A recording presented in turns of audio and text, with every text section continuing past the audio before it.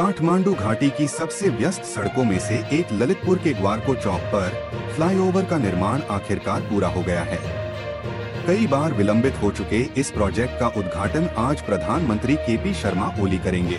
Flyover के निर्माण के दौरान परेशान हो रहे आम लोगों को अब ट्रैफिक जाम की समस्या से मुक्ति मिलेगी।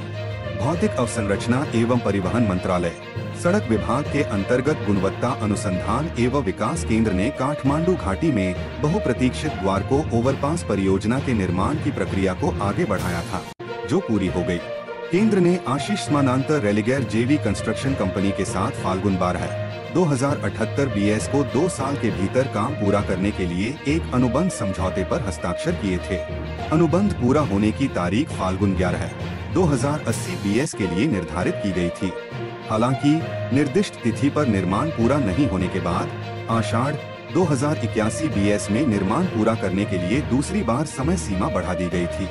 निर्दिष्ट तिथि पर भी निर्माण पूरा नहीं हो पाने के बाद पौष 2081 BS को पूरा करने के लिए समय सीमा बढ़ा दी गई थी। परियोजना में समस्याएं पाए जाने के बाद पौष और माघ में लगभग 1 महीने के लिए परियोजना का निर्माण कार्य भी रोक दिया गया था। केंद्र के प्रवक्ता प्रदीप भंडारी ने बताया कि ठेकेदार कंपनी द्वारा बार-बार समय सीमा बढ़ाने के बावजूद निर्माण पूरा न करने पर लगभग 14.7 मिलियन रुपए का हर्जाना चुकाने के बाद निर्माण पूरा हुआ। उन्होंने कहा, तकनीकी जटिलताओं और अपरिहार्य तकनीकी संशोधनों के कारण ग्वारको ओवरपास के निर्माण में कुछ देरी हुई। हालांकि काम प्रारंभिक डिजाइन के अनुसार शुरू हुआ, लेकिन निर्माण ठेकेदार द्वारा प्रस्तुत प्रारंभिक डिजाइन में आवश्यक बदलाव किए जाने थे।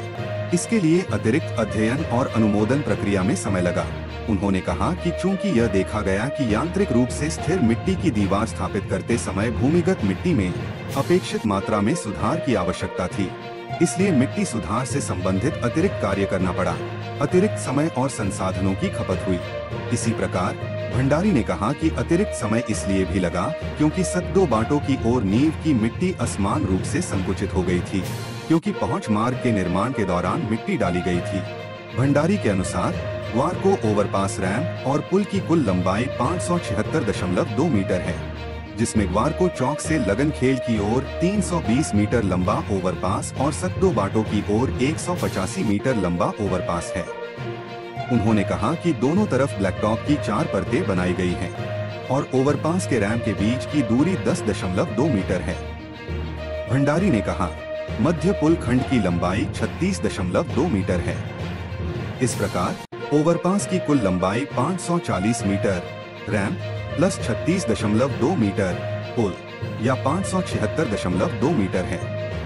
पुल की चौड़ाई 16.4 मीटर है, जिसे 4 लेन की सड़क संचालित करने के लिए डिजाइन किया गया है। 14 करोड़ रुपए की अतिरिक्त लागत। केंद्र के प्रवक्ता भंडारी ने बताया कि समय पर काम पूरा न होने के कारण परियोजना की लागत शुरुआती अनुबंध की तुलना में 140 मिलियन रुपए बढ़ गई है। उन्होंने कहा, अनुबंध लगभग 176,888 रुपए में पूरा करने के लिए हस्ताक्षरित किया गया था, लेकिन काम पूरा होने के बाद हमारी अनुमानित लागत 314,651,440 रुपए तक पहुंच गई है। यह अनुबंध ग्वारको चौक पर 4 लेन के ओवरपास और पहुंच मार्ग की योजना, डिजाइन, इंजीनियरिंग, खरीद और निर्माण (EPC) के लिए है, जिसके तहत डिजाइन और निर्माण की जिम्मेदारी पूरी तरह से निर्माण ठेकेदार के पास है। भंडारी के अनुसार अनुबंध के अनुसार निर्माण के बाद 5 साल तक निर्माण कार्य में तथा 10 साल तक डिजाइन में यदि कोई त्रुटि पाई जाती है तो त्रुटियों को सुधारने की पूरी जिम्मेदारी निर्माण ठेकेदार की होती है। आसान यातायात प्रबंधन। काठमांडू घाटी यातायात पुलिस कार्यालय के प्रवक्ता पुलिस अधीक्षक दीपक गिरी ने कहा कि वाहनों की बढ़ती संख्या के साथ हाल के दिनों में घाटी के विभिन्न चौराहों पर ट्रैफिक जाम बढ़ रहा है और ऐसे फ्लाईओवर के निर्माण से ट्रैफिक जाम का प्रबंधन करना आसान हो जाएगा। उन्होंने कहा, ग्वारको चौक पर ट्रैफिक जाम की समस्या अब दूर हो जाएगी। अगर छोटे फ्लाईओवर की जगह लंबा फ्लाईओवर बनाया जाए तो ट्रैफिक प्रबंधन और भी आसान हो जाएगा। ग्वारको पर जाम नहीं लगेगा और वाहन तेजी से आगे बढ़ सकेंगे। लेकिन जब आप सद्दो बाटो चौक पर आएंगे तो ट्रैफिक का दबाव एकदम से बढ़ जाएगा और उस जगह पर जाम भी बढ़ जाएगा। इसलिए लंबा ओवरपास बनाने की योजना बनाना जरूरी है।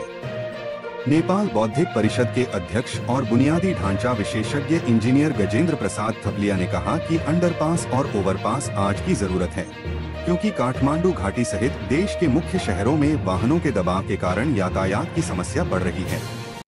उन्होंने कहा, वार्को फ्लाईओवर का निर्माण देश में बुनियादी ढांचे के विकास के सकारात्मक पहलुओं को दर्शाता है।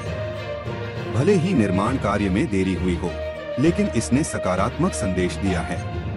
न केवल वार्को में बल्कि कोटेश्वर, बानेश्वर, थापाथली, मैतीघर, चाबाहिल, सद्दो-बाटो और अन्य क्षेत्रों में भी अंडरपास और ओवरपास योजनाओं को जल्दी से तैयार करने और प्रभावी ढंग से लागू करने की आवश्यकता है।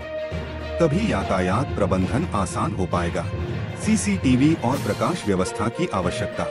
संघीय संसद के अंतर्गत प्रतिनिधि सभा की अवसंरचना विकास समिति ने वार्को ओवरपास का निरीक्षण किया।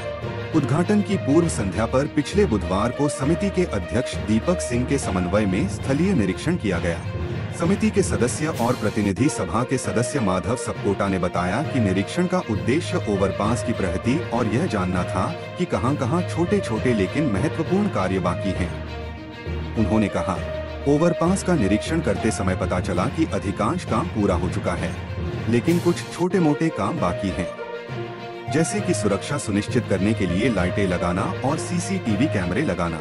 आवश्यक निर्देश देने के लिए मंत्रालय के सचिव, सड़क विभाग के महानिदेशक और अन्य अधिकारियों के साथ चर्चा की गई है। भौतिक अवसंरचना एवं परिवहन मंत्री देवेंद्र दहल फ्लाईओवर के निर्माण में तेजी लाने और इसे समय पर पूरा करने का आग्रह कर रहे थे।